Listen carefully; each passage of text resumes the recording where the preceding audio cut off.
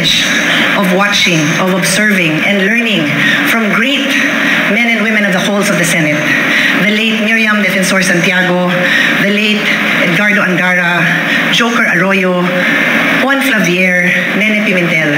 They're all gone now, but I learned and I continue to keep their memory in my heart.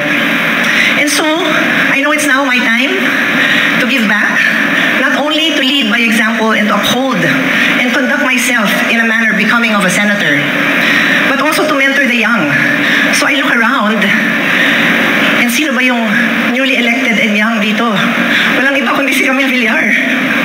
Siyempre bata pa si Bam, pero hindi na new si Bam.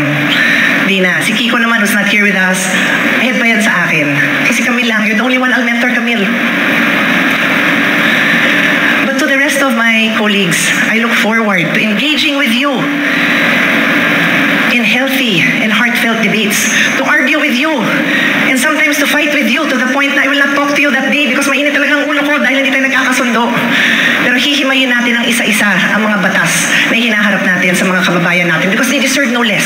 They deserve no less than people that they elected with different points of view, with different backgrounds, to argue their points, to find what is the best solution, and not to compromise just because it's easier to compromise, but to find the very best that the Filipino people deserve. We live now in the age of transformation, in the age of innovation. We live in the time of acceleration, which means napakabilis pumalit ang mga bagay. Most of us who were elected grew up with a rotary phone, with a typewriter, with a file of fax, with a fax machine, with a telegram. Ask your children or grandchildren sitting here today, do they even know those words? Telegram means something else today. I asked my kids if they knew what a file of fax was, and they did not know. So we must change. We must be willing to learn.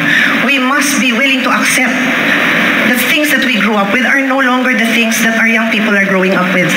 And we can only do that if we humble ourselves and begin to learn all over again.